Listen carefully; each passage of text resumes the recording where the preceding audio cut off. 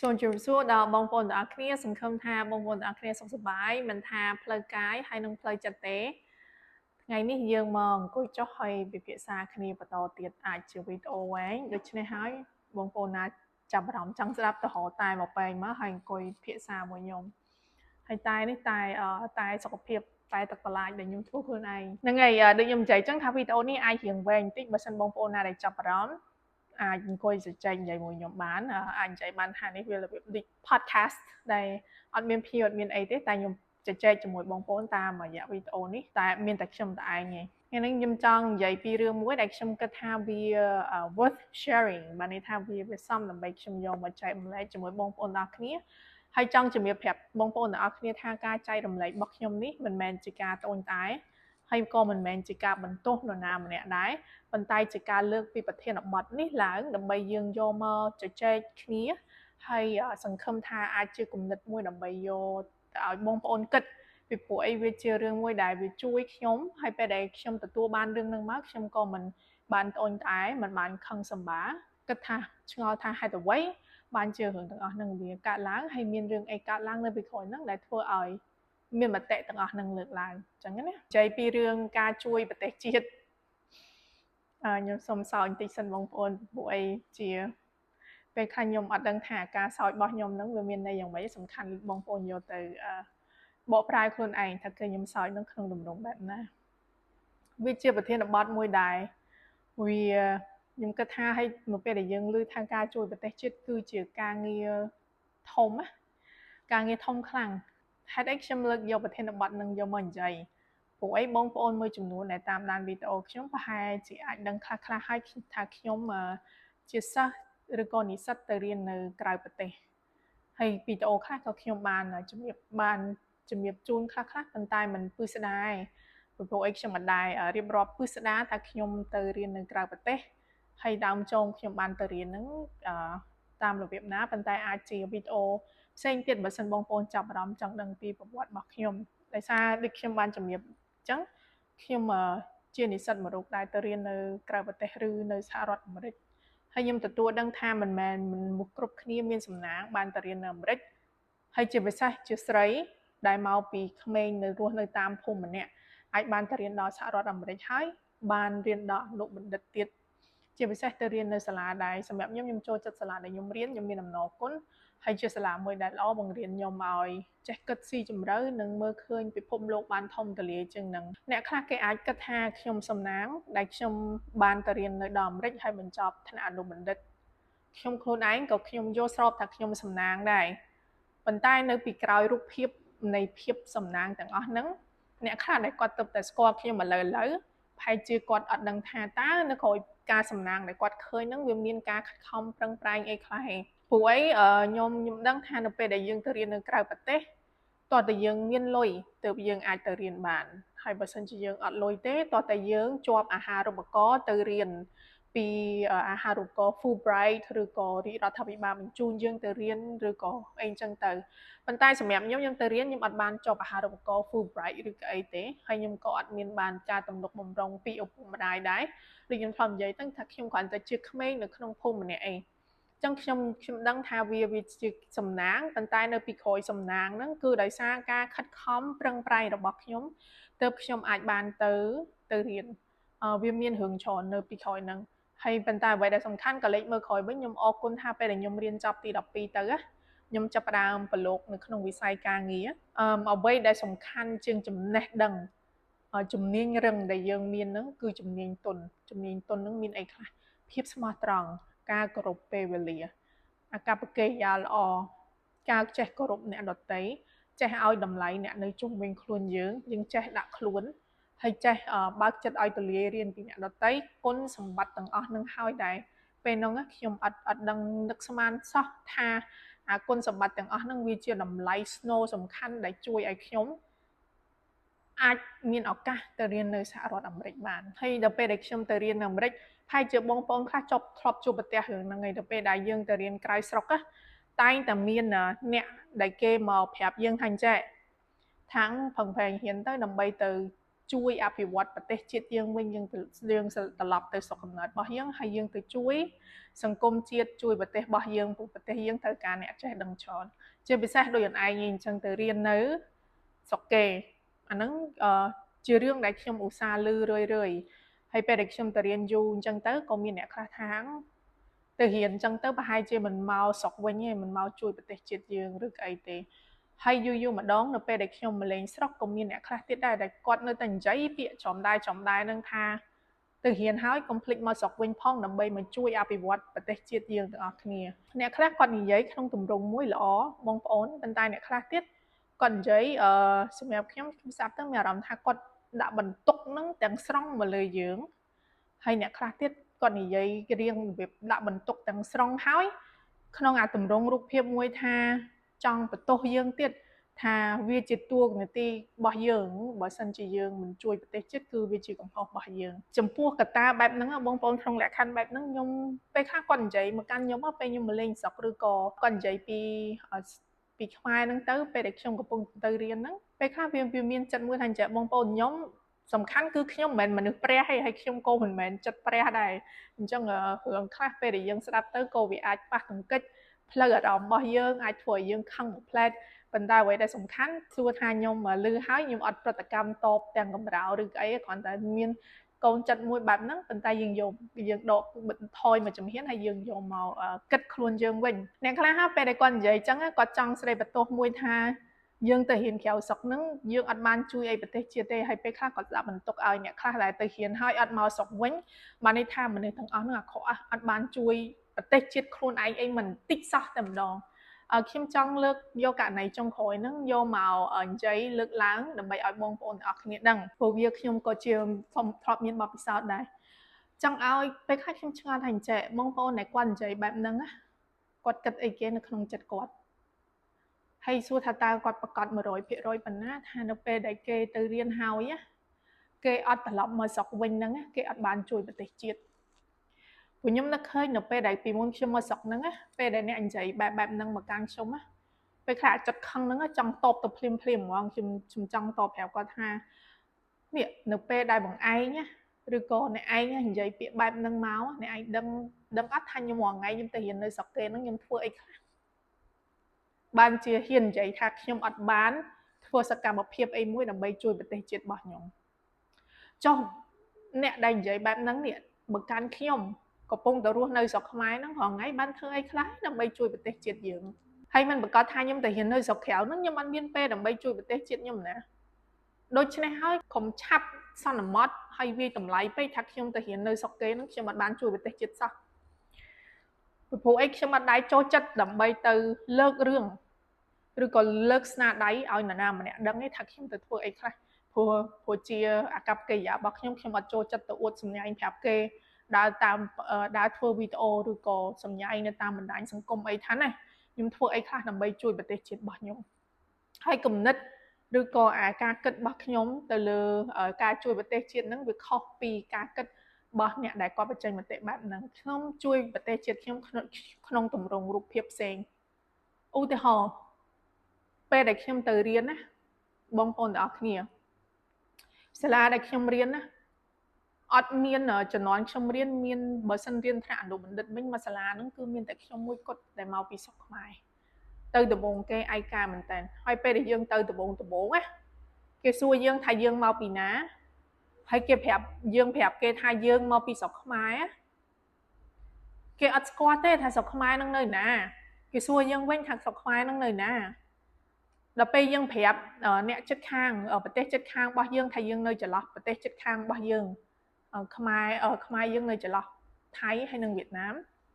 តើគេភ្ញាក់ផ្អើលព្រោះគេស្គាល់ថៃគេស្គាល់វៀតណាមប៉ុន្តែគេអត់ស្គាល់ប្រទេសខ្មែរសោះហើយអ្នកខ្លះគេនិយាយមកកាន់ខ្ញុំហ្មងគេថាគេអត់ដែរដឹងថាខ្មែរនឹងមាននៅលើផែនទីពិភពលោកទេសួរថានៅពេលដែលយើងស្ដាប់ហើយបងប្អូនទាំងគ្នាយើងមានអារម្មណ៍មិនដែរនៅពេលដែលគេអត់ស្គាល់យើងសោះអត់ស្គាល់ប្រទេសយើងសោះយើងជាប្រទេសទូចមួយអញ្ចឹងហើយក៏ខ្ញុំគិតថាវាគឺជាតួនាទីរបស់ខ្ញុំដើម្បីទៅប្រាប់គេថាខ្ញុំមកពីប្រទេសណាអញ្ចឹងប្រហែលជាខ្ញុំមិនមានអធិបុលអីដើម្បីទៅប្រាប់គេពេញមួយសាលាដែលខ្ញុំរៀននៅអាមេរិកឬក៏ទូទាំងអាមេរិកឲ្យដឹងពី ប្រទេសខ្មែរប៉ុន្តែហោចណាស់ខ្ញុំមានគំនិតមួយថាបើសិនជាខ្ញុំជួប10នាក់ហ្នឹងត្រូវតែស្គាល់អំពីស្រុកខ្មែរតាមរយៈខ្ញុំហើយខ្ញុំនឹងបង្ហាញប្រាប់គេនិយាយអប់រំគេឲ្យគេស្គាល់ថានៅស្រុកខ្មែរនៅកន្លែងណាស្រុកខ្មែរមានមនុស្សរស់នៅបែបម៉េចទំនៀមទម្លាប់វប្បធម៌បែបណាម្ហូបអាហារហូបចុកបែបណាអញ្ចឹងឃើញថាគ្រាន់តែអូខេប្រហែលបងប្អូនអាចគិតថាអាហ្នឹងវាមិនបានជួយប្រទេសជាតិអីធំដុំតែសម្រាប់ខ្ញុំគិតថាហ្នឹងជាការជួយមួយដែលធំដុំហ្នឹងសម្រាប់ខ្ញុំឲ្យមនុស្ស10នាក់ឬក៏20នាក់30នាក់50នាក់100នាក់200នាក់ដែលខ្ញុំស្គាល់កំឡុងពេលដែលខ្ញុំទៅរៀននឹងស្គាល់ប្រទេសខ្មែរវាគឺជាការជួយជាតិមួយសម្រាប់ខ្ញុំហើយមួយទៀតនៅពេលដែលខ្ញុំទៅរៀននៅក្នុងprogram របស់ខ្ញុំគេអត់ស្គាល់ប្រទេសខ្មែរយើងគេអត់ដឹងថានិស្សិតយើងយ៉ាងម៉េចទេប៉ុន្តែនៅពេលដែលយើងទៅអង្គុយរៀនក្នុងថ្នាក់យើងបញ្ចេញមតិយើងបញ្ចេញគំនិតយោបល់របស់យើងស្ដែងឲ្យគេឃើញថាអូអ្នកនៅស្រុកខ្មែរមានអ្នកបកកែបែបហ្នឹងមានអ្នកចេះគិតបែបហ្នឹងហើយនាំនៅគេហៅថា diversity ភាពចម្រុះហ្នឹងមកកាន់សាលារបស់គេនាំនៅដល់គុណតម្លៃមួយផ្សេងទៀតដែលសាលាគេពីមុនមកអត់ដែលមានសិស្សខ្មែរមករៀនសោះធ្វើឲ្យសាលាហ្នឹងមានសិស្សខ្មែរមករៀនមួយទៀតនៅពេលដែលខ្ញុំរៀនចប់ថ្នាក់អនុបណ្ឌិតទៅខ្ញុំនឹងថាមួយសាលាដែលខ្ញុំទៅរៀនហ្នឹងគេហៅថា BYU Merit Business School ដែលខ្ញុំទៅរៀនហ្នឹងខ្ញុំគឺជាខ្មែរទី1ហើយជាភេទស្រីទៀតដែលរៀនចប់ថ្នាក់អនុបណ្ឌិតនៅសាលារបស់គេហើយគេលើកទង់ជាតិនៅក្នុងសាលាហ្នឹងសួរថាយើងមានមោទនភាពប៉ុណ្ណាចឹងហើយយើងមានមោទនភាពថាយើងគឺជាខ្មែរទី1ដែលរៀនចប់ថ្នាក់អនុបណ្ឌិតដំបូងគេហើយជាមនុស្សស្រីមកពីប្រទេសកម្ពុជាដែលមានឈ្មោះនៅក្នុងសាលារៀនរបស់គេដែលរៀនចប់ថ្នាក់អនុបណ្ឌិតហើយគេបានលើកទង់ជាតិនៅក្នុងសាលាទង់ជាតិខ្មែរយើងឥឡូវគេមានដាក់នៅក្នុងសាលាហ្នឹងដោយបញ្ជាក់ថានៅក្នុងសាលាហ្នឹងឥឡូវមានសិស្សមកពីស្រុកខ្មែរដែលបានរៀនចប់សួរថាអានឹងជាការជួយជាតិអត់ជាការជួយជាតិមានរឿងអីទៀតពេលដែលខ្ញុំទៅរៀនណាខ្ញុំមានអំណរគុណថាខ្ញុំចេះធ្វើម្ហូបអញ្ចឹងទៅនៅពេលដែលខ្ញុំមានមិត្តភ័ក្តិដែលគេអត់សូវស្គាល់ស្រុកខ្មែរអត់ស្គាល់ពីប្រជាជនខ្មែរខ្ញុំអញ្ជើញគេដើម្បីមកផ្ទះខ្ញុំធ្វើម្ហូបឲ្យគេញ៉ាំបញ្យល់ប្រាប់គេថាអូស្រុកខ្មែរនឹងយ៉ាងម៉េចម្ហូបខ្មែរនឹងយ៉ាងម៉េចដោយឲ្យគេទទួលបានបទពិសោធន៍ខ្លួនឯងតាមរយៈការញ៉ាំម្ហូបខ្មែរដែលខ្ញុំធ្វើសួរថាហ្នឹងមិនមែនជាការជួយប្រទេសជាតិទេបងប្អូនមានអីទៀតដែលខ្ញុំធ្វើដល់ពេលដែលក្នុងសាលាខ្ញុំគឺមានគម្រោងសប្បុរសធម៌ណាមួយខ្ញុំតែងទៅបញ្យល់ប្រាប់គេថាបើសិនជាអ្នកឯងចង់ធ្វើគម្រោងសប្បុរសធម៌អីមួយអ្នកឯងអាចទៅជួយក្មេងៗនៅស្រុកខ្មែរបានឬក៏អាចទៅធ្វើគម្រោងសប្បុរសធម៌នឹងនៅប្រទេសខ្មែរបានពីព្រោះអីនៅប្រទេសខ្មែរមានជនជាតិក្រីក្រច្រើនដែលត្រូវការជំនួយពីអ្នកឯងអញ្ចឹងតាមរយៈយើងអ្នកខ្លះគេបានចាប់ផ្ដើមធ្វើគម្រោងទាំងអស់ហ្នឹងនៅក្នុង program ដែលខ្ញុំរៀនគេចាប់ផ្ដើមពេលដែលយើងមកពីខ្មែរគេចាប់ផ្ដើមធ្វើ study abroad ហើយគេនាំសិស្ស master ដែលជំនាញដែលខ្ញុំរៀនហ្នឹងមកចុះកម្មសិក្សានៅប្រទេសខ្មែរយើងមូលហេតុអីគឺដោយសារគេស្គាល់យើងមានអីទៀតបងប្អូននៅពេលដែលខ្ញុំចង់ធ្វើគម្រោងអីមួយតាក់ទងគម្រោងសប្បុរសធម៌ដើម្បីជួយកុមារតាមភូមិដាច់ស្រយាលចែកសភៅចែកអីដល់គាត់ខ្ញុំទៅសុំជំនួយឧបត្ថម្ភពីបកគោមួយខ្ញុំនិយាយពីស្រុកខ្មែរអញ្ចឹងនៅពេលដែលខ្ញុំនិយាយពីស្រុកខ្មែរគេចាប់អារម្មណ៍ជួយគេបរិច្ចាគលុយហ្នឹងយកមកឲ្យខ្ញុំមកធ្វើគម្រោងសប្បុរសធម៌ទាំងអស់ហ្នឹងមានអ្នកណាទៀតដែលគេមកបង្កើតអង្គការនៅស្រុកខ្មែរគេស្គាល់ខ្ញុំចាប់ផ្ដើមទៅផ្ដល់ប្រឹក្សាដល់គេជួយគេតាមអ្វីដែលខ្ញុំអាចធ្វើទៅបានដើម្បីជួយប្រទេសជាតិរបស់ខ្ញុំបើមិនជាខ្ញុំរាប់ទៅនេះគឺជាស្នាដៃមួយចំនួនដែលខ្ញុំបានធ្វើឲ្យខ្ញុំនិយាយម្ដងហើយម្ដងទៀតមិនមែនខ្ញុំនិយាយលើកឡើងហ្នឹងដើម្បីចង់បាន credit ទេបងប្អូនប៉ុន្តែចង់អះអាងឬក៏បញ្ជាក់ប្រាប់មតិមួយចំនួនដែលគាត់និយាយថាអូអ្នកដែលទៅក្រៅស្រុកហ្នឹងមិនអាចជួយស្រុកបានទេមិនប្រកាសថាកន្លែងណាដែលយើងរស់នៅទេដើម្បីជួយប្រទេសជាតិរបស់យើងឬក៏ទៅធ្វើឲ្យមានការផ្លាស់ប្ដូរជីវិតជំនាញណាមួយនៅក្នុងសង្គមតោះតែយើងនៅស្រុកខ្មែរបានយើងអាចធ្វើបានទេយើងនៅក្រៅស្រុកក៏យើងអាចធ្វើបានដែរហើយមានរឿងច្រើនណាស់ដែលយើងអាចធ្វើបានហើយឧទាហរណ៍ដែលខ្ញុំលើកចែកម្លែកបងប្អូនទាំងអស់គ្នាហ្នឹងគ្រាន់តែមួយផ្នែកទូចនៃអ្វីដែលខ្ញុំធ្វើឯងអញ្ចឹងសួរថាទាំងអស់ហ្នឹងមិនមែនជាការជួយជាតិដែលខ្ញុំធ្វើទេដោយសារតែខ្ញុំមិនតែផុសវីដេអូប្រាប់អ្នកណាចឹងបងប្អូនគិតថាខ្ញុំអត់ដែរជួយប្រទេសជាតិយើងសោះហើយក៏មិនប្រកាសថាអ្នកដែលទៅធ្វើវីដេអូចែកឡែកតាមវីដេអូហ្នឹងជួយប្រទេសជាតិហើយមានការផ្លាស់ប្ដូរបានច្រើនដែរចឹងបងប្អូនត្រូវដឹងថា មិនមែនតើតអ្នកនឹងស្រែកឮទៅបានទទួលបានចំណាប់អារម្មណ៍ទេពីព្រោះអីសម្រាប់ខ្ញុំជឿទៅលើការធ្វើជាងការនិយាយមិនមែនយើងអង្គុយលើកៅអីហើយយើងស្រែកក្តែងហ្នឹងរឿងទាំងអស់ហ្នឹងវាផ្លាស់ប្ដូរទៅបានទេជាងខ្ញុំសុកចិត្តបិទមាត់មិននិយាយអីទាំងអស់ហើយខ្ញុំទៅធ្វើសកម្មភាពវាល្អជាងដែលខ្ញុំគ្រាន់តែស្រែកឡែកហ្នឹងមួយចំណុចដែលខ្ញុំលើកឡើងអំពីការជួយប្រទេសជាតិចំណុចមួយទៀតដែលខ្ញុំចង់លើកឡើងពេលខ្លះកុំកាត់សេចក្តីឬក៏វិនិច្ឆ័យនរណាម្នាក់ថាអូគាត់ជានិស្សិតហេតុអីគាត់ទៅរៀនហើយគាត់មិនត្រឡប់មកប្រទេសវិញដើម្បីជួយប្រទេសជាតិរបស់គាត់ដូច្នេះហើយកុំកាត់សេចក្តីឬក៏វាតម្លៃគាត់ពីព្រោះអីយើងមិនទាន់បានរស់នៅក្នុងស្ថានភាពរបស់គាត់អញ្ចឹងយើងអត់ដឹងថាមានកត្តាអីខ្លះដែលគាត់សម្រេចចិត្តដើម្បីមិនមកស្រុកខ្មែរយើងវិញឥឡូវខ្ញុំនិយាយមួយទៀតឥឡូវខ្ញុំមកដល់ស្រុកខ្មែរខ្ញុំរៀនចប់អនុបណ្ឌិតហើយពេលខ្លះខ្ញុំទទួលស្គាល់ថាខ្ញុំមិនសូវចូលចិត្តដើរទៅប្រាប់គេប្រកាសឡែតទេថាអូខ្ញុំរៀនចប់អនុបណ្ឌិតមកពីសហរដ្ឋអាមេរិកបងប្អូនព្រោះខ្ញុំបកកាយអីអត់ខ្ញុំអត់ចូលចិត្តធ្វើបែបហ្នឹងបងប្អូននិយាយម្ដងទៀតថាខ្ញុំអត់ចូលចិត្តអួតខ្ញុំអត់ចូលចិត្តស្រ័យក្រែងប៉ុន្តែខ្ញុំចូលចិត្តធ្វើការលក្ខណៈស្ងៀមស្ងាត់នៅពេលដែលខ្ញុំមកដល់ស្រុកខ្មែរអ្នកខ្លះគេនិយាយថាហ្នឹងឯងល្អឯងមករៀនចប់ឯងមកស្រុកវិញមកជួយស្រុកយើងប៉ុន្តែនេះរបៀបនិយាយរបៀបបះហើតាមខ្យល់ចោលបងប្អូនទាំងអស់គ្នាហើយអ្នកខ្លះទៀតនៅពេលដែលយើងមកដល់ហើយយើងមករៀនចប់ហើយយើងមកស្រុកវិញយើងឃើញទស្សនវិជ្ជានឹងជាក់ស្ដែងទើបយើងយល់អារម្មណ៍ថាហេតុអីនិស្សិតខ្លះគាត់សម្រេចចិត្តដើម្បីមិនមកស្រុកយើងវិញឧទាហរណ៍ជំនាញខ្លះដែលគាត់រៀនគាត់មកស្រុកវិញគាត់អាចធ្វើការបានអត់មានកន្លែងណាដែលគេទទួលយកគាត់ធ្វើការងារពីព្រោះអីសង្ឃាមវាមានតន់មានជំនាញផ្នែកនឹងអត់តន់មានធនធានបែបហ្នឹងដូច្នេះហើយវាពិបាកដើម្បីឲ្យគាត់មកស្រុកវិញហើយមករស់នៅស្រុកហើយធ្វើការនៅស្រុកកំណើតដើម្បីជួយស្រុកកំណើតរបស់យើងអញ្ចឹងគាត់ក៏សម្រេចចិត្តដើម្បីទៅធ្វើការហើយរស់នៅសហរដ្ឋអាមេរិកបើសិនជាគាត់មានឱកាសអញ្ចឹងយើងកុំបន្ទោសគេនៅពេលដែលគេមានឱកាសយើងនិយាយម្ដងទៀតថាយើងមិននៅក្នុងស្ថានភាពរបស់គេអញ្ចឹងយើងអត់យល់ទេថាហេតុអីគេសម្រេចចិត្តធ្វើបែបហ្នឹងមួយទៀតនៅពេលដែលខ្ញុំមកវិញពេលខ្លះខ្ញុំមានអារម្មណ៍ថាខ្ញុំអត់សូវបានទទួលការគាំទ្រច្រើនបានន័យថាសង្គមយើងពេលខ្លះអត់ចេះប្រើធនធានមនុស្សយូរម្ដងវារៀងបាក់ទឹកចិត្តដែរ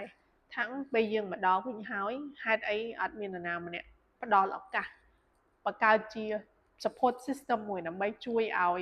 និស្សិតទាំងអស់នឹងដែលគាត់រៀននៅក្រៅស្រុកមកវិញគាត់អាចមានការងារធ្វើបានគាត់អាចរកការងារធ្វើបានឧទាហរណ៍បើសិនមកខ្ញុំមិនរឹងមាំខ្លួនឯងណាខ្ញុំតូតទុនទៅតាមការបាក់ទឹកចិត្តហ្នឹងម្ល៉េះហើយប្រហែលជាខ្ញុំមានអារម្មណ៍ថាមិនបាច់ចាំនៅស្រុកយើងទេរត់ទៅស្រុកគេវិញទៅ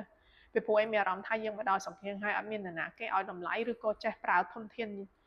យើងនឹងឲ្យវាបានល្អឲ្យតោះតែយើងរត់ទៅស្រុកគេបាត់បានគេចាប់ផ្ដើមនិយាយថាអូគេហៅយើងមកធ្វើការនេះនោះហើយដល់ពេលយើងនៅហ្នឹងនេះហេតុអីក៏គ្មានអាណាគេតាក់ទងមកយើងសុំទោសបងប្អូននិយាយរៀងអាក្រក់ស្រាប់តិចណាវាបែបហ្នឹងណាអញ្ចឹងហើយពេលដែលយើងមកវិញវាអត់មានអ្នកណាមួយដើម្បីគេជួយជុំចែងយើងនៅពីក្រោយពេលខ្លះយើងមកវិញហើយយើងចាប់ផ្ដើមធ្វើការងារសង្គមណាមានគេស្រែកចេះវិញគេថាហេបើនៅអាមេរិកបានអីនៅទៅរស់នៅក្នុងសុខសាន្តត្រានហើយរស់នៅក្នុងហើយមកខ្វល់ទៅអីមិនបាច់ចាំមកស្រុកយើងវិញទេស្រុកយើងមិនស្រួលរស់នៅទេ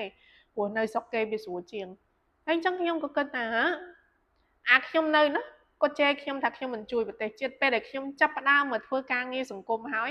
ក៏មានអ្នកខ្លះមិនលើកទឹកចិត្តខ្ញុំទៀតដេញខ្ញុំឲ្យទៅវិញទៅនៅនឹងធ្វើអីនៅស្រុកយើងវាមិនស្រួលនៅទេទៅនៅស្រុកគេទៅពេលដែលយើងចាប់ផ្ដើមធ្វើការងារសង្គមណាអត់មាននរណាគាំទ្រយើងសោះអត់មានឲ្យមតិយោបល់អត់មានគាំទ្រវាភាគតិចមែនតើដែលគេគាំទ្រយើងណាមិនបាច់ចាំនិយាយថាអូមកក្រុមធំមកជួយធ្វើការងារនឹងជាមួយយើងសុំអីតែពាក្យលើកទឹកចិត្តក៏គ្មានដែរអ្នកខ្លះនិយាយថាហេហើយទៅធ្វើការងារអញ្ចឹងទៅអីចាំជួយខ្លួនឯងសិនឲ្យបានសិនទៅចាំទៅជួយគេ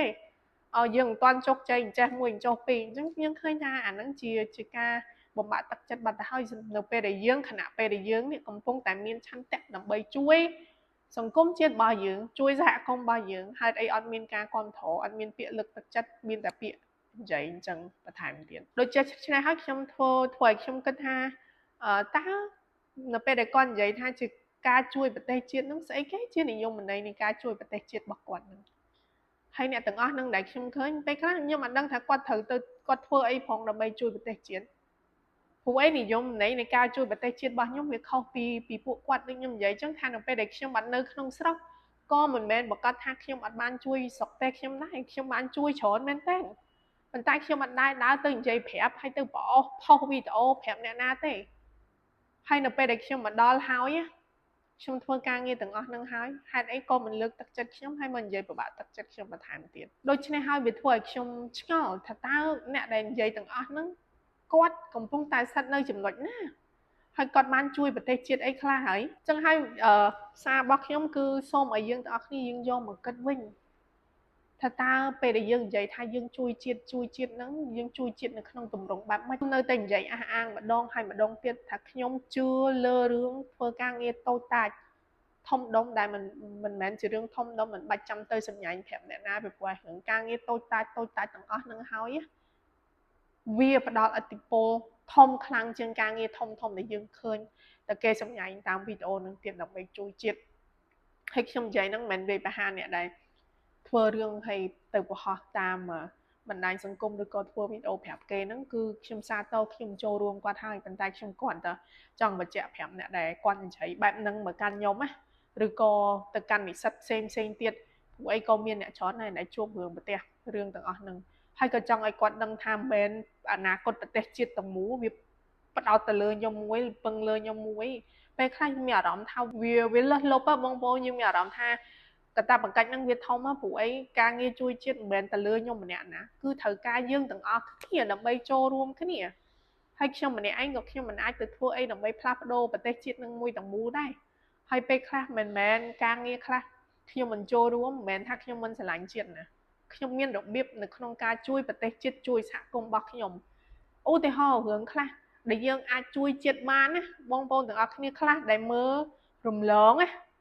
ដូចជាការសរសេរអក្សរខ្មែរយើងឲ្យបានត្រឹមត្រូវជាពិសេសនៅតាមបណ្ដាញសង្គមខ្ញុំឃើញការសរសេរអក្សរខុសច្រើនមែនតើថាហ្នឹងយើងកំពុងតែធ្វើឲ្យអក្សរសាស្ត្រយើងចុះអន់ថយឯងសួរថានឹងយើងជួយជាតិអត់ជួយជាតិទេដូច្នេះហើយបើសិនបើបងប្អូនទាំងអស់គ្នាគិតថាបងប្អូនទាំងអស់គ្នាចង់ជួយប្រទេសជាតិយើងមែនណាយ៉ាងហោចណាស់អ្វីដែលបងប្អូនអាចធ្វើបានណាហើយវាមានលទ្ធផលធំធេងមែនតើនោះគឺការសរសេរអក្សរខ្មែរឲ្យបានត្រឹមត្រូវចាប់ផ្ដើមពីហ្នឹងទៅសូមសរសេរអក្សរខ្មែរឲ្យបានត្រឹមត្រូវសូមនិយាយភាសាខ្មែរឲ្យបានច្បាស់មិនដូចបងប្អូនខ្លះចេះអង់គ្លេសតិចតួចចាប់ផ្ដើមធ្វើនិយាយខ្មែរមិនច្បាស់និយាយខ្មែរលាយអង់គ្លេសសួរថាហ្នឹងវាជួយប្រទេសជាតិយើងអត់វាអត់បានជួយប្រទេសជាតិយើងទេវាអាចជាការបង្អាក់ល្បឿននៃការវិវត្តប្រទេសជាតិយើងវិញទៅវិញឯងមានរឿងអីទៀតដែលយើងអាចជួយជាតិយើងបានការមិនចោលសម្រាមនៅតាមដងផ្លូវសាធារណៈនៅពេលដែលយើងមានអរិយាប័ត្រល្អយើងទៅណាមកណាយើងញ៉ាំអីនៅកន្លែងសាធារណៈសូមឲ្យយើងចេះខ្ចប់អាសម្រាមហ្នឹងទៅដាក់ធុងសម្រាមហើយបើកន្លែងហ្នឹងអត់មានធុងសម្រាមទេសូមឲ្យយើងដាក់ខ្ចប់ដាក់កតាបដាក់អីរបស់យើងហ្នឹងយកមកផ្ទះវិញហើយបោះចោលដោយរបៀបមានរបៀបរៀបរយនេះជាការជួយសង្គមជាតិមួយដ៏ធំមែនទែននេះជាការជួយប្រទេសជាតិយើងមួយដ៏ខ្លាំងមែនទែនតាមរយៈការមិនចោលសម្រាមអញ្ញែញតាមផ្លូវសាធារណៈ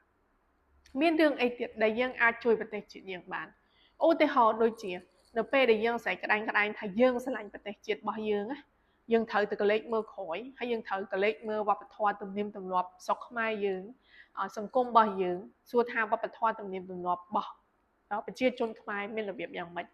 បើនេះថាចេះគោរពគ្នាទៅវិញទៅមកចេះប្រើពាក្យហៅគ្នាឲ្យបានត្រឹមត្រូវដែលឲ្យតម្លៃគ្នាមានលក្ខណៈទន់ភ្លន់ទាំងអស់ហ្នឹងហើយនៅពេលដែលយើងធ្វើអាទាំងអស់ហ្នឹងហើយវាគឺជារឿងដ៏មហិមាដើម្បីជួយប្រទេសជាតិយើងទាំងអស់គ្នាដូច្នេះហើយខ្ញុំនិយាយទៅមកចំណុចរបស់ខ្ញុំគឺតាក់ទងនឹងការជួយប្រទេសជាតិនឹងចង់បានវីដេអូនឹងរៀងវែងហើយសូមអធិស្ឋានបើសិនជាការនិយាយរបស់ខ្ញុំមានចំណុចកន្លែងណាមួយលើសលួសខ្វះខាតដោយគ្រាន់តែអ្វីដែលខ្ញុំនិយាយចេញទៅគឺវាចេញពីចិត្តរបស់ខ្ញុំហើយខ្ញុំមានអារម្មណ៍ថាវាគួរតែជារឿងដែលខ្ញុំអាចយកទៅចែករំលែកខ្ញុំអាចចែករំលែកជាមួយបងប្អូនទាំងអស់គ្នាហើយឲ្យបងប្អូនទាំងអស់គ្នាយកទៅគិតឡើងវិញតាក់ទងទៅនឹងនិយមន័យនៃការជួយជាតិហើយជាពិសេសពីមុនយើងជេរឬក៏យើងដាក់បន្ទុកថាឲ្យនរណាម្នាក់សូមឲ្យយើងរៀនស្គាល់អំពីគេសិនពីមុនថាឲ្យគេហើយអ្វីដែលសំខាន់នោះគឺថាអ្វីជានិយមន័យរបស់យើងម្នាក់ព្រោះយើងម្នាក់យើងមាននិយមន័យខុសៗគ្នានៅក្នុងការជួយប្រទេសជាតិរបស់យើងទាំងអស់គ្នាដូច្នេះហើយសូមឲ្យយើងទាំងអស់គ្នាផឹងធ្វើសកម្មភាពជាជាងគ្រាន់តែនិយាយហើយទម្លាក់កំហុសលើអ្នកដទៃ នេះជាអ្វីដែលខ្ញុំចង់ចែកម្លែកជាមួយបងប្អូនទាំងអស់គ្នានៅក្នុងថ្ងៃនេះបើសិនជាមានការលើសទាស់កន្លែងណាសូមបងប្អូនទាំងអស់គ្នាជួយបញ្ចេញ comment ខាងក្រោមដើម្បីខ្ញុំអាចកែប្រែតែអ្វីដែលសំខាន់ខ្ញុំនៅតែនិយាយថានេះគ្រាន់តែជាផ្នែកមួយនៃការគិតរបស់ខ្ញុំហើយខ្ញុំចង់យកមកចែករំលែកជាមួយបងប្អូនទាំងអស់គ្នាតែប៉ុណ្ណោះសូមអរគុណច្រើនបងប្អូនទាំងអស់គ្នាជម្រាបលា